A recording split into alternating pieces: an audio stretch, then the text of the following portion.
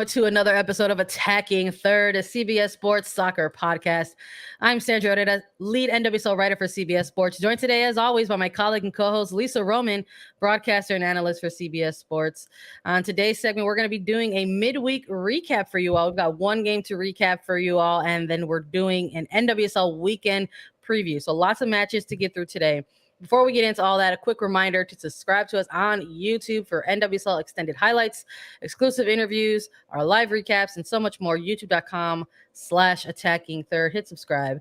Helps us out big time. Lisa, we're doing it again. We're live. How are you doing this morning? I'm good. I like when we go live. This is fun. We usually go live in the evenings or in the afternoons, but these 10 a.m. lives are pretty fun. I'm good. We had one midweek game, and then we've got a full slate of games between Friday and Saturday coming up this weekend, and a lot to talk about with Washington and Chicago, who played last night. They're both playing again. Quick turnarounds. We know that's been really the name of the game, but it slows down after this, at least for Washington Spirit.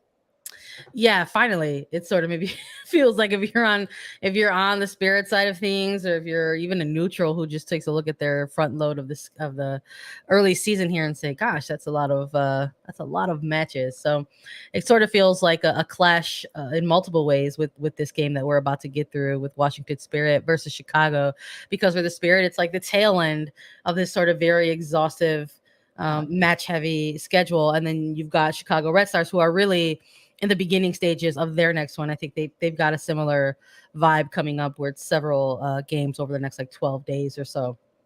So let's talk Spirit versus Chicago Red Stars. I think one of the first things we got to talk about, Lisa, was our picks. I think you had Spirit in this one. Yeah. And then for the sake of the one match, I was like, I can't choose a draw. We only are previewing one game. And I said, for the sake of Perry, I'm going to go with Chicago, but I really wanted to choose a draw. And you know what? I should have went with my gut, but we're both losers. This one, we get to talk about it. We were both incorrect. A 1-1 draw for these two teams. Let's start at the very beginning, because I would love to maybe talk about and highlight some individual players and performances here. Heck yeah. When we saw these starting lineups drop here, Spirit put out their 11. Chicago Red Stars put out their 11. What were some of your first impressions on seeing some of the names on these starting lineups? For Chicago, we knew that Mallory Pugh wasn't going to get the start, which I wasn't at all surprised with. She's still coming back from her concussion and getting back into gameplay, but I was maybe expecting to see her start and then come off in like the 60th minute or so. Instead, we didn't get her in at the start. We got her subbing on at halftime, which I am okay with, for sure, to see that. But I liked when we look at Washington and this starting lineup, there was no Kelly O'Hara, which we knew she was probably going to still be out for this one, but also not having certain player rotations in there as consistently as they were, with different subs that were ultimately able to come in at halftime. Andy Sullivan being a huge player in that sense. But when we looked at like the lineup, I like seeing Sanchez in the back, but in the midfield, but Aubrey Harding playing that striker up top. I was a little surprised to see that with Hatch on the wing and seeing those different rotations. But I mean, a number of rookies getting their first starts on both sides, but mostly Chicago. So I liked this, and I liked that we were getting a good mix of players that have a lot of experience and a lot of minutes under them, and also players that were getting their first NWSL starts and maybe had only played 70 minutes up until this point. Yeah, I'm with you. I kind of had a similar reaction to that. I was like, okay. I was like, we've got some rotation in the mix for, to a certain extent for both of these teams. And I think on the Chicago side of things, I think maybe a little bit heavier for them, just considering the timing of everything. So we got the Spirit, like I said, on the tail end of their heavy match load, and now Chicago starting off on theirs. So some choices were made, certainly by the coaching staff, to sort of iron out what the logistics were going to look like for the personnel on the pitch. But the Chicago Red Stars, I think at this point, it's not too much of a surprise or old or brand new news or brand new information for people out there, where it's saying, hey, this is a team that, it's got some veterans and some experienced players on their team. There are a slew of new faces for this Chicago Red Stars team. I think even just on the match over the weekend that was at home, went to go cover it locally. Just even looking at the starting lineups then and then the bench, it's like the bench for Chicago Red Stars has, 5 to 6 new first year players on the bench. Like that's who you have coming off of your bench. So, and then it's like you fast forward to this midweek match and a ton of them are getting starts. So it was first regular season starts for Jill Aguilera, for Sammy Fisher, and then you've got Sarah Griffith still getting tabbed with a start in this one to continue her development. So it was interesting. I was like, okay, I said, so maybe it's something to keep an eye on here in this match. And then as kickoff commences, Red Stars, these first year players on the front foot, saw high press, saw them being a little bit aggressive in the attack.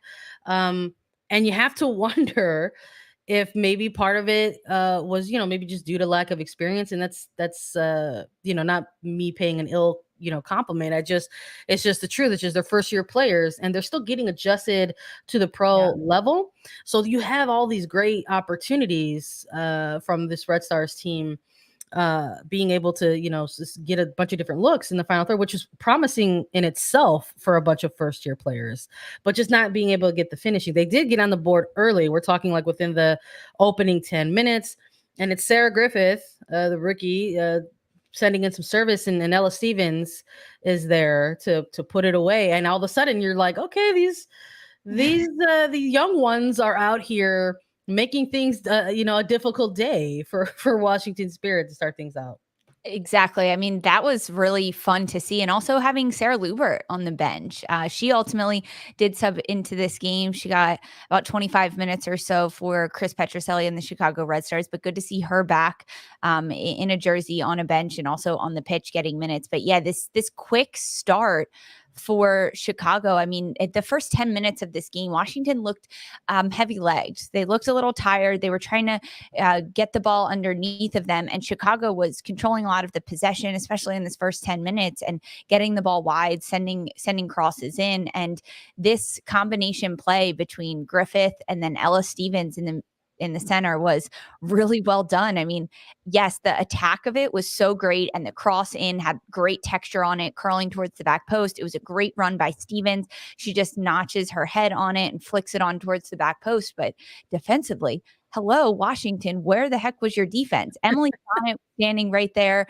I believe it was Rodriguez who was also standing there, like watching Ella Stevens head this ball beautifully into the net. So a bit of a miscommunication there on the back line for Washington. The ball was at wide, and then it went central, and then it half cleared by Washington, and then Chicago able to pick it up again. And Washington back line just didn't mark up. They didn't check their shoulder and make sure they were standing near a player.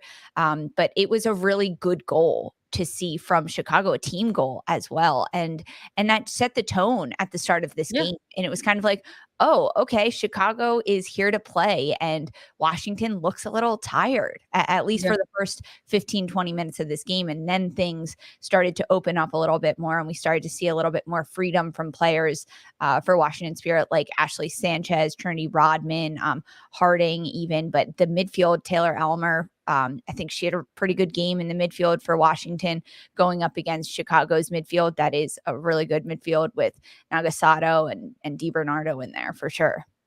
Yeah, I was a little curious as to what the second half was going to look like in this match, because something I just couldn't help that was just lingering, I think, in the back of everyone's mind is that the fact of the matter is this is a midweek match. It's a quick turnaround for a lot of these players here.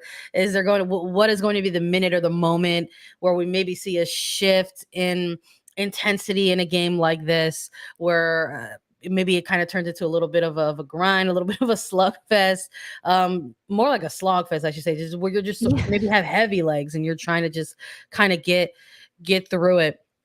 But we saw some rotation happen in the beginning of this game, obviously, but even more so in the second half for both teams. So both coaches utilizing their substitutions for the most part in this match. I believe Spirit utilizing all of theirs. Chicago, I think, ultimately using about 4. But we saw players enter for Chicago in the second half who are, typically part of their starting core.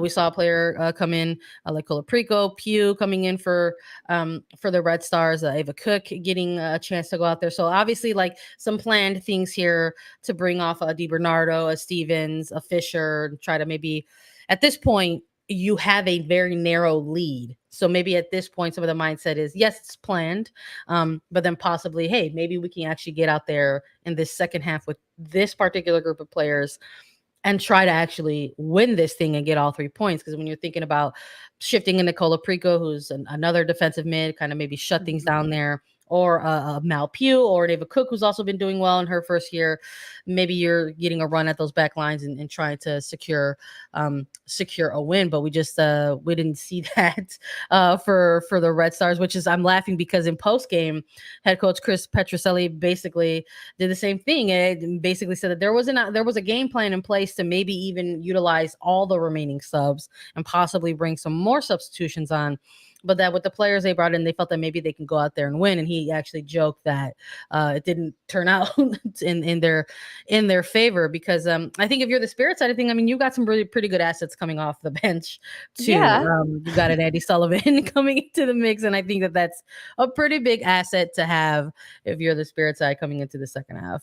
Yeah, I mean, player rotation is huge, especially when you have a midweek game, knowing that both teams just played last weekend and they again are set to play either Friday or Saturday of this weekend. So you have to manage minutes for these players. And I think that's probably why we saw players like Jill Aguilera and Sarah Griffith get a start and more minutes. But they've also been playing really, really well. So that helps and it gives players confidence to do that. But as this game went on, there was a slew of substitutions in the Washington side of things that brought out players like Trinity Rodman, Ashley Sanchez, Harding up top, and Anna Helferty that are traditionally key players in getting goal scoring opportunities for Chris Ward and his side. Yeah. So at that point, I was almost like, okay, what's going to happen here? Like, I know you need to player minute management, especially with Rodman and Sanchez. Rodman, who has started every single game for Washington this year,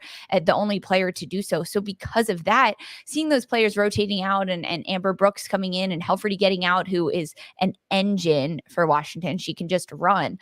But that change of flow and having those subs off the bench are huge asset for Chris Ward, because Washington ends up getting a goal. They get a set piece opportunity, and it's Andy Sullivan who steps up to strike this one, and Sam Staab, the center back, she gets her noggin on it, almost flying backwards, but she did whatever she could to get on the end of it, and then it finds the back of the net. So that was a bit of a change in momentum for this team in the 86th minute. And at this point, it was Chicago's game. They had it. They just needed to defend their league. They had opportunities to get a second goal. I think Aubrey Kingsbury made some incredible saves in goal for Washington. She did a really nice job, but ultimately it ends in a 1-1, splitting the points. This becomes Washington's fourth draw.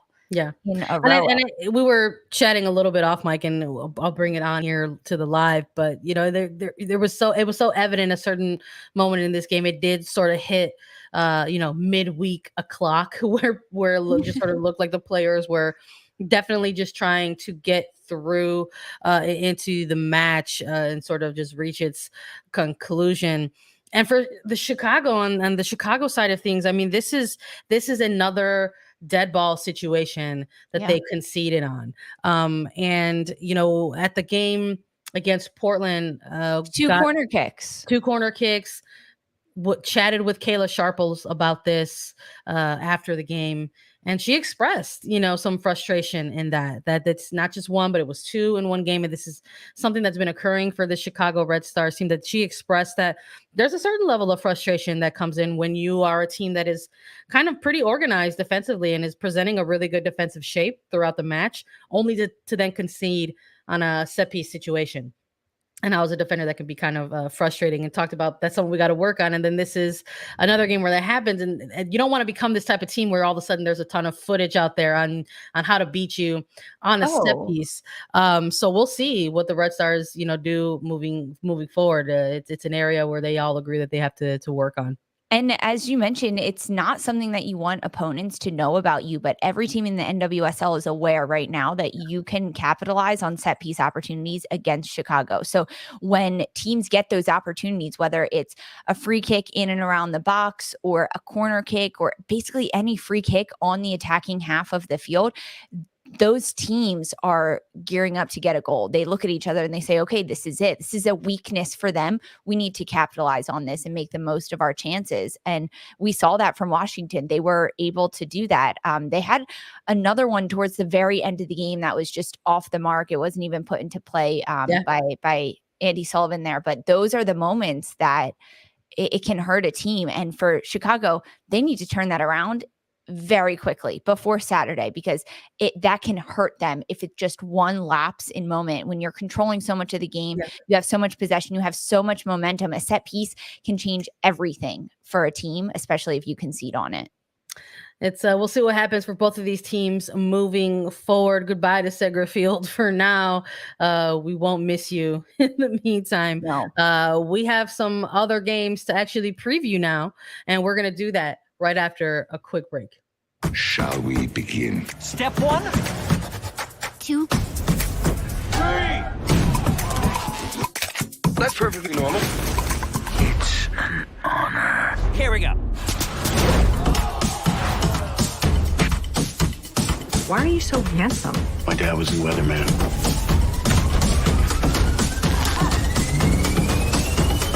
That sounds big. It's been on my vision board for years.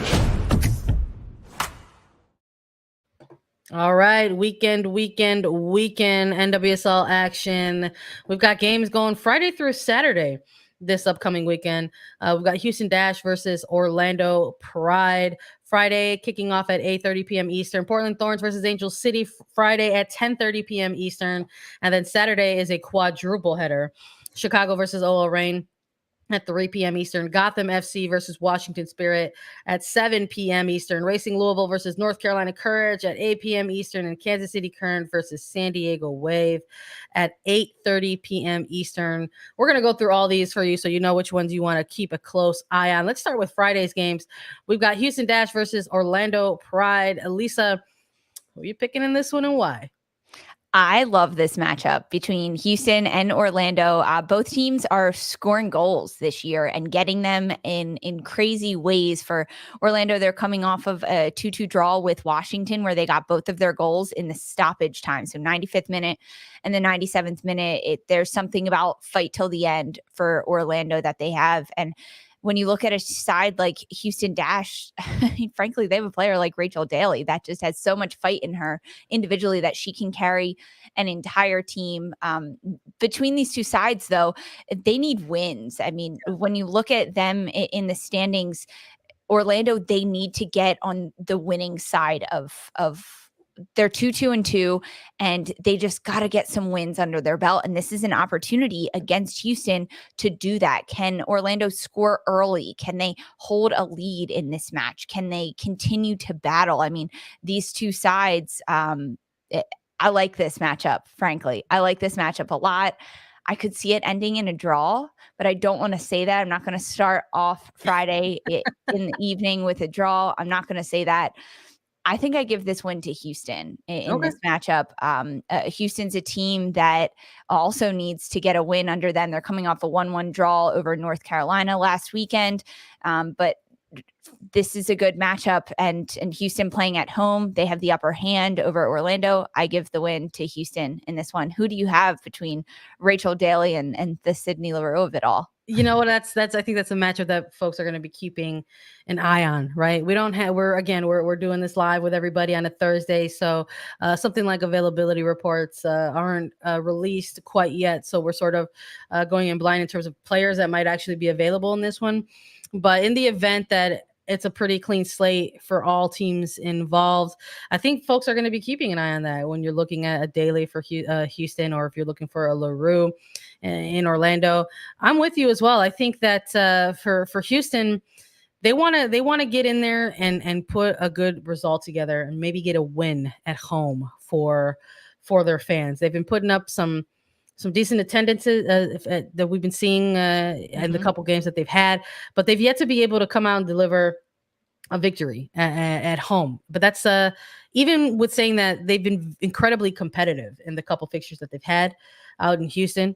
And at PNC Stadium, they always kind of, they try to put together these good results, but they've got that opening loss against San Diego and the draw against North Carolina. So within that, still a lot of competitive football that we've been seeing from Houston. So I'm also kind of leaning more towards them. This is a game that I thought maybe I'd go back and forth with. I think there are some players on each side that have a little bit more familiarity with the respective opposition, but mostly there are a handful of players who are new to this sort of closer rivalry between Orlando and Houston. So with players on the Houston side of things, like having Vigiano now as a midfield option who used to be with the Pride, somebody like Maria Sanchez, who has been an incredible asset for this team in their pickup in the offseason. It's making me lean a little bit more towards Houston Dash in this one. I'm a little bit concerned that maybe it's going to be a draw, but I don't want to use my draw this early. That's how I thought. That's how I felt too. I don't want to use my draw this early in the picks on the show. So I think it might be narrow. I think it might be a narrow scoreline. Yeah. And I'm going to pick a winner, and I'm also going to go Dash in this one as well. Oh, I like that. So narrow, like 1-0. Yeah, I think it's gonna come down to like who's gonna get that quick break. And I wouldn't be surprised if it's in these very specific moments of the game. That's something else that we've been seeing from these two sides, like seeing Daly get that equalizer in stoppage time of the first half, or Darian Jenkins, snatching that win away from the Spirit late in stoppage time. It's gonna happen in these very curious moments of a match. I wouldn't be surprised if the game winner or the breakthrough kind of comes through in an area like that. So I'm going Houston as well. I love that. So we have some people in the chat talking about how it's really hard for players in Orlando or Floridians to go to Houston and play in the rain or anything like that. There is a little bit of precipitation tomorrow in Houston, Texas, 40% in the evening. So there is a chance of showers for this match, but 90 degrees, like 60% humidity, isolated thunderstorms Friday in Houston. So that could change things. I think it gives the advantage to Houston. We're gonna keep an eye on it for sure. I mean, if there's a ton of rain like that, then it might lead to some surprises in front of goal for sure. But I think I'm comfortable staying with a rain game. I'm comfortable pushing for a rain game now. Oh no! If it's gonna be rain, just rain. No lightning or stoppages or anything like that. Just rain. We'll see. Next one for Friday, it's gonna be Portland Thorns versus Angel City. Couple teams with some familiarity around each other, having faced one another during the Challenge Cup group stage. Angel City handing Portland that loss in the end of group stage, sort of eliminating them from contention and defending their Challenge Cup title. When we're looking at these two, Lisa, we've got Portland Thorns coming off of that 2-2 draw against Chicago, and now facing and hosting Angel City. Who you got in this one and why? I like that you referenced the Challenge Cup because these two teams were in the same group in the West region, and Portland took the first win over Angel City 3-0, and then Angel City stole a Challenge Cup playoff spot from Portland with a 1-0 win for Angel City. And that's where we saw Kristen Press getting a penalty kick goal for Angel City. But between these two sides, frankly, Portland's been showing a lot. I mean, in the match against Chicago that Portland just tied 2-2, there was a little bit of consistency. I think Chicago outplayed Portland for a bit in that match, but it was really back and forth. However, Chicago went up both times, and then Portland came back from this one. And if Portland's having struggles scoring that first early goal, I don't know if Angel City is going to score that first early goal. So between these two sides, honestly, this is a pretty big matchup because Angel City is also coming off of a 0-1 loss to Gotham that they just suffered. This is probably my match of the weekend between Portland and Angel City. It's a late night on Friday at 10:30 between these two sides. I could see it as a draw. I'm not going to say draw though. I like to save these. I don't know why. I'm even dangling it out there. I think Portland's going to win this one. I think Portland wants to get back on the winning side of things. They're coming off of that 2-2 draw, and then before that they had another draw against Washington before they lost to Houston. So they haven't won in a handful of matches for Portland, and that's troublesome to me. This is a match that they know Angel City. They know how Freya Kuhn likes to set up. They know how dangerous Kristen Press can be. So I give Portland the win in this one. Listen, I'm with you for all the reasons that you mentioned already. This is a match that I was maybe going back and forth a little bit on, but I'm not just going with Portland for all the reasons that you mentioned. I need to see a win from Portland. Yeah.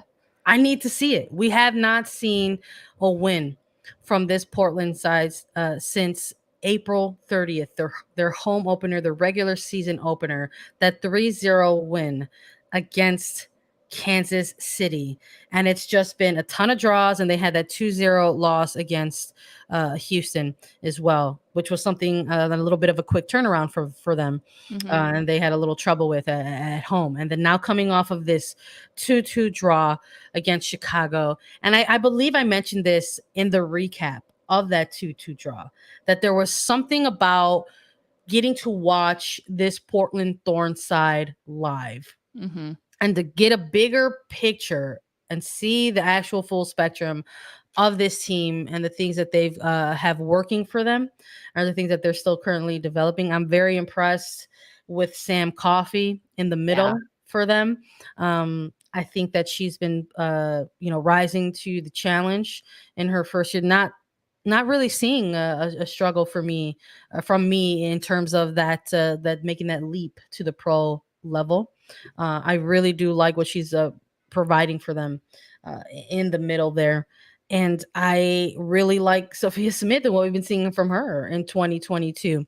And I want to continue to see, her activity in the final third. I would like to see her, get a breakthrough on goal in this one in front of the home side. I'm not saying that this is going to be a match that's going to be this wild shootout, kind of big lopsided scoreline. I don't think so. I think what we've been seeing with teams that have a lot of familiarity with each other stemming from the Challenge Cup, we've seen things play a little bit more tightly and a little bit more narrow in the score lines anyway. So I don't imagine that this one's going to be a real big lopsided score or a heavy score line, despite having some shooters on each side, whether it's a Smith or a Press or, whomever, a Charlie, a Sinclair, whoever's available going to be presenting in those attacks. But I'm just looking at Portland and hearing Coach Wilkinson talk a little bit in the postgame as well, that there are just things that this team already knows that they just need to continue to implement moving forward. They know, she said, that we know that this is a transitional league and we can't do things like allow other players to get that, getting quick on us like they saw against like Malpew. So I'm eager to sort of see what they're going to take out of that draw and then kind of be able to present in this new one. And I'm going to be going with Portland Thorns in this match. I'm not going to put a scoreline on it, but it's going to be the match that's after dark. So 10:30 p.m. Eastern time. If you're on the East Coast, it's going to be a late one. So those tend to provide a lot of fireworks, and we'll see what happens. But we've got 4 matches to go through for Saturday. The quadruple header kicks off with Chicago Red Stars versus OL Reign Saturday, 3 p.m. Eastern. Lisa, when you're looking at these two matching up, who do you got and why? I'm going to go with Chicago. I'm giving you my pick up front here. They are coming off of the midweek match that we just talked about, and they tied 1-1. That's their second tie in a row. So Chicago, it needs to get back on the winning side of things. We saw limited minutes from Mallory Pugh. I expect to see more of her in this match against OL Reign, and that's she's a difference maker. She can score goals. She can get into the attack. And for a team like OL Reign, they're coming off of a win over San Diego, but they've struggled with scoring goals. They have. And despite the chances that OL Reign gets going up against a goalkeeper like Alyssa Nair for Chicago Red Stars, I don't see Nair giving up too many goals. Now, we talked about the set pieces for Chicago, and they've been struggling on them, whether it's corner kicks or set piece opportunities, free kicks around the box. And OL Reign has a lot of good players that can deliver a ball. I mean, they've got Sofia Huerta that is going to whip balls into the box constantly all night long. If there's a set piece, we'll most likely see Huerta taking this for OL Reign. However, Chicago now has been burned 3 times on set pieces. That's a conversation. I can guarantee you that they're watching film today. They're looking at their mistakes and marking up and how Sam Staab was able to get that goal against them last night. And I think that's an area that they're going to be extremely keyed in on this weekend against OL Reign. And I'm expecting more minutes from Mallory Pugh. And Chicago just creates more chances in front of the goal. Maybe they don't create more chances, but the chances that they create, they put them away. And OL Reign hasn't done that. So I'm giving the upper hand to Chicago in this match. And I know that you are happy about that, Sandra. But who do you have? I'm thrilled to hear it. I love to hear it whenever you pick Chicago. Listen, I thought, am I going to have to do this again? Am I going to have to use my draw for Chicago? Am I going to have to use it for this match? And you know what? I said, no, I'm not going to do it. I did it for Chicago and Portland, and I was correct. And who knows? I might regret it. I could see this being a draw, frankly, but I just don't think Chicago's going to draw 3 games in a row, 4 games in a row. It's 2 days of rest though, and you know what? It probably is just 2 days of rest. I would imagine there's not going to be a ton of high contact training. You know, maybe it's going to be more emphasis on recovery for a game like this, coming off of a game just so recently, and the facility in which they had that match at a place like Segra Field, where it was bad turf, ball bounces around everywhere, straight up, very difficult to play at times. I'm going with Chicago too. I'm going with a win, and I'm going to go Red Stars too. I'm with you. We've seen this team put together some pretty good performances, and I think what I've been most impressed with this Chicago Red Stars team in 2022 is that it doesn't matter who they're slotting in, because their system in 2022 is working. We saw a bunch of new faces get tagged with starts. We saw 2 players get their first ever NWSL regular season starts against Washington Spirit. And whoever they're plugging into their system knows their role, and they're executing it to the best of their ability. So I'm looking at this match, and I'm curious as to who is going to get the start, considering there was that midweek match. Is it going to be Pugh, who's going to maybe go 60 versus coming in the second half and going just 45? We'll see. We'll see when those lineups drop. But I'm liking the system so far for Chicago, and I'm looking at on the 2 opposite goalposts here. We're looking at Fallon Tullis-Joyce in one, and we're looking at Alyssa Nair in the other. These are 2 incredible goalkeepers right now in NWSL, and who knows? It could be a real low score line if it comes down to that. So we'll see, but I love that we're both going Red Stars. And I think Mallory Pugh's going to start. I mean, she started against Portland 2 matches ago. She didn't start minute management midweek against Washington Spirit. Right. I think Pugh's going to get a start. I think she wants to start. I think she's ready to start. She's fit. Let's go. Put her in there, Chris Petruselli. All right, we both got Chicago. Let's take a look at this next one. Gotham FC versus Washington Spirit, Saturday, 7 p.m. Eastern. This one is kicking off. Let's take a look. Let's break it down. We've got Gotham, who we have been talking about a lot in terms of their attack and what they're presenting out on the pitch, or lack thereof. And then we've got a Washington Spirit side again on a quick turnaround. Lisa, who you got in this one and why? So we've picked all the same picks so far up until this point. Just as a heads up, Houston, Portland, and Chicago. I'm just not that confident in Gotham and what they can do. And anyone that listens to this or has been on here consistently knows that I'm not high on Gotham. I just don't think that they have any consistency in what they're doing. Their midfield continues to not be able to control games, and that's where games are won and lost. And looking just at the midfield for Gotham versus the midfield for Washington, I've been really impressed with Almer. And if Andy Sullivan is getting more minutes for Washington, they're going to continue this game Washington playing so many games back to back. They've played midweek last weekend, midweek this week, and then this weekend game. That's a lot of games in a row, and we are starting to see the fatigue. We saw that in the midweek match against Chicago for Washington. But that doesn't stop them in their ability to still be dangerous and have those moments of incredible attacking presence. And defensively, we're seeing so many great things from Kingsbury in goal.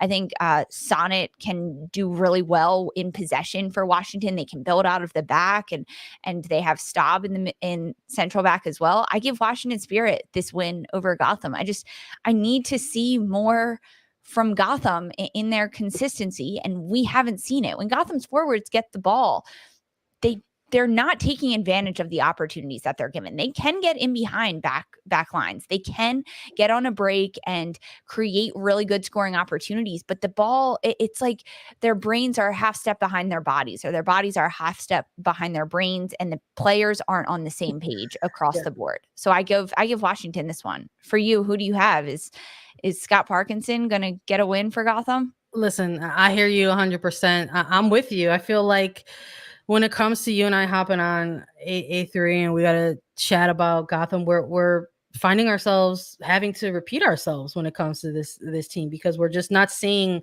the improvement. We're not really seeing the development. Now they had another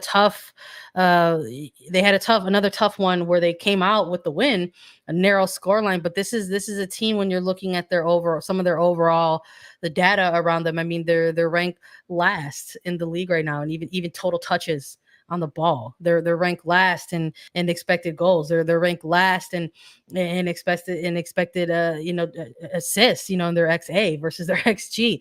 It's not something that is what did I preface it at in the last one? I said I asked us a question. I said, even though they won in their previous match, did we get any new answers to the constant questions that we keep asking of Gotham FC? And the answer was no, that we didn't. You said no, and I said great. I also think no.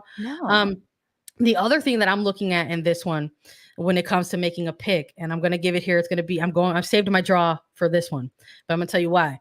Something I was thinking about Portland and Angel City, I'm looking at with Gotham and Washington Spirit. Again, these are teams that are not unfamiliar with each other. We're just seeing this trend with teams who went head to head in the group stage in the Challenge Cup, and how they're sort of playing each other in the regular season. I think that familiarity kind of prevents a little bit of a clog sometimes in the match. We got a Spirit side that is still dealing with some heavy match load. We're talking about another quick turnaround. I just don't know if there's going to be a winner in this game. I wouldn't be surprised if it is a draw, if it's going to be a low score line, just because of maybe some of the fatigue that might come into play for the Spirit side and Gotham's inability to generate a lethal attack right now. Yeah, completely. I mean, the goal that Gotham scored against Angel City was incredibly well struck by Ifeoma Amano, but it was defensive Angel City trying to build out of the back. They actually intercepted the ball and then trying to clear it out, and Gotham's able to win it back and just turn and score. It was almost like a turnover in a sense, but they have their generating attack is not there for Gotham. That's what they can't do that. They have scored on mistakes in the attacking end from their opponents. And I don't see a big mistake happening from Washington, because they know that they're tired. They are tired. They've played a lot of games. So the build out from the back is either going to be incredibly simple, or they're going to look to play long, but I don't see that because they've got tired legs. So Washington will look to build out of the back with Kingsbury starting it, and they'll play incredibly simple and force Gotham to chase up front, which Gotham can do. They've got the forwards to chase and do that. Listen, and I would love to see it. I would. I'm over here making my pick as a draw, but I want to see that. I want to see the big, you went with lopsided score line from Gotham. I'm still waiting to see. So we'll see. Hopefully this is a match to do it. But in terms of the pick, I'm going with the draw in this one. We've got Racing Louisville versus North Carolina Courage as our next match. That one is kicking off Saturday as well, 8 p.m. Eastern. Listen, you go first in this one. Who are you picking in these two? I want to hear it. I'm going to go with North Carolina Courage with these two.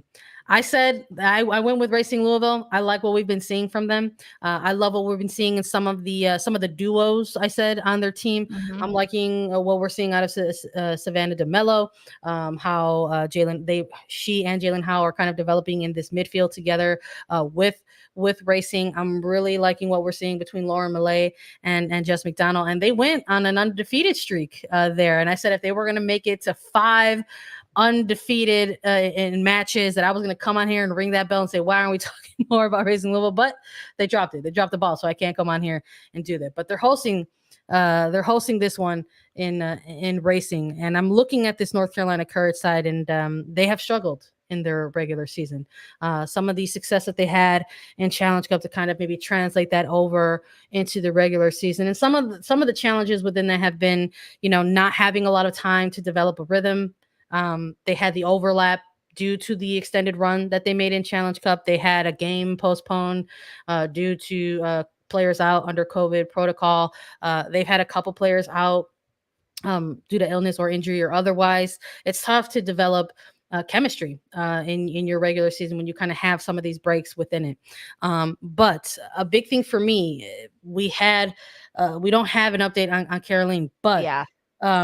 It's something that I'm thinking about. I'm curious. She said she was going to be out for a few weeks, and it's June now. So she's been absent for the entire month of May for this team in the regular season. Which is technically a few weeks. So it's likely to be that the availability reports for these two teams will drop sometime on a Friday evening. And then we will have more clarity on that. But I got to be frank, even without it, I'm going to look at North Carolina Courage, and I got to say that they are going to maybe try to build off the point that they finally got, and then try to go ahead and build on that and get a win. I'm hopeful that somebody like Diana Ordonez can get in the back of the net again. So I'm going Courage in this one. I like to hear your hope about North Carolina. I do, because they're a team that has a lot of hope, and I think that they do as well. And they know that they can build off of certain things.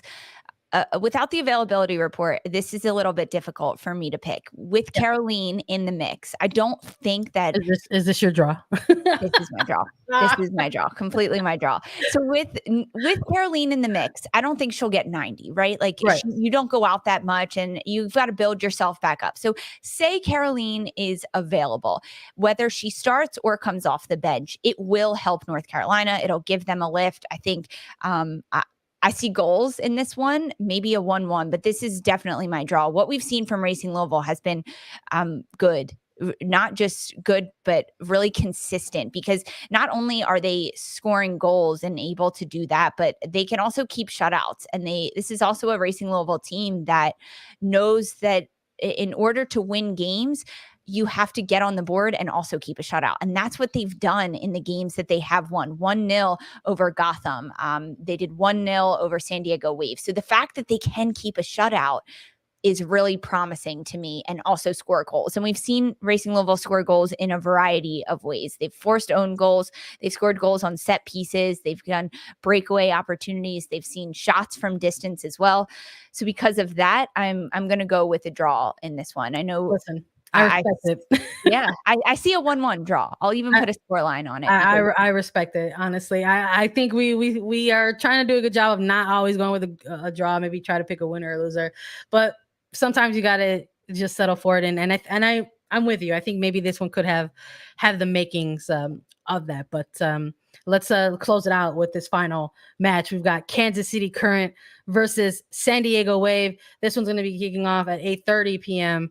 Eastern. When we're looking at these two teams, Lisa, you got a winner in this one?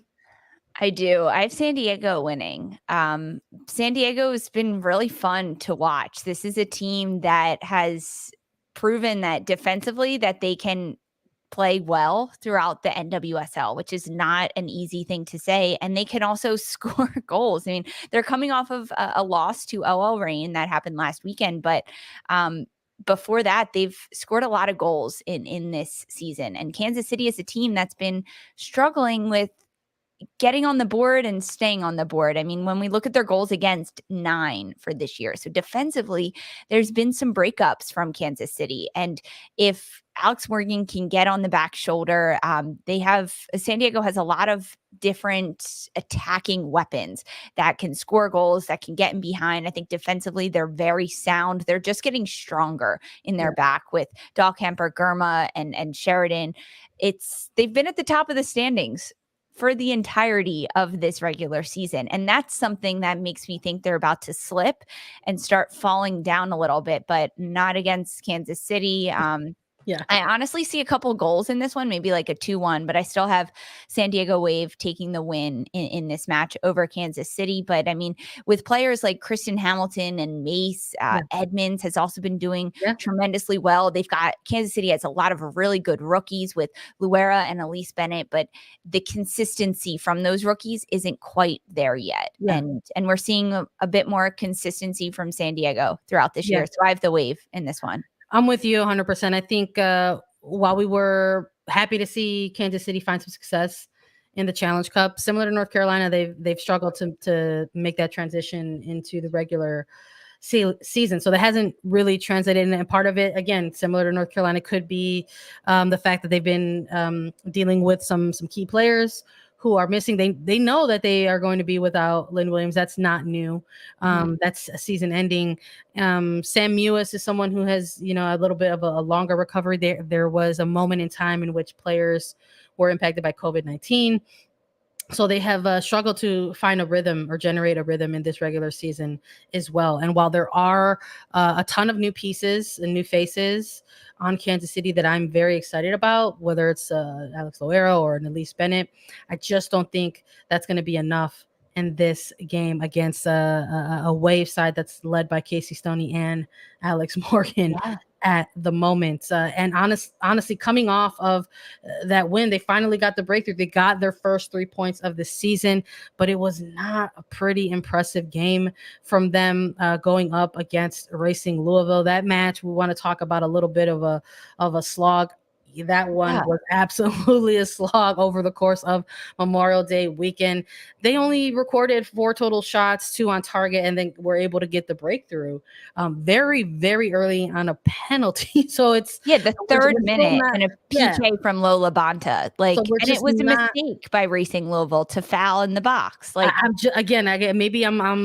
just not seeing it quite yet. I like the pieces, but I'm just not seeing it from Kansas City right now. So when I'm looking at the opposition, when I'm looking at San Diego, there's just more there for me. I'm very impressed with what we've seen out of Naomi Girma in the back line, sort of like this sort of wonderful spine that we're starting to see come to life for San Diego. It really does start with Sheridan and Girma, and it leads all the way up to the top to Alex Morgan. So I want to see more of that from San Diego, and I'm also going with them in a win in this one as well. So a lot of similarity for us in our picks in this one, Lisa. We've got a couple draws that, of course, were the combo breakers, but we'll see.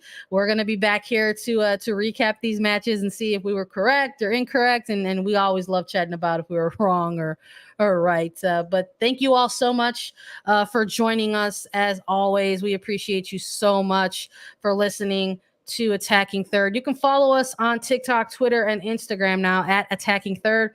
We're on Apple Podcasts, Spotify, Stitcher, or whenever you listen to your podcast shows. We're also available as video. Subscribe to us. Visit youtube.com/Attacking Third. If you have questions for us, you can leave us a 5-star review on Apple Podcasts with your question, and we'll answer it during a mailbag segment. And we'll be back with more on Sunday for a full live recap. For Sandra Herrera and Lisa Roman, this was Attacking Third.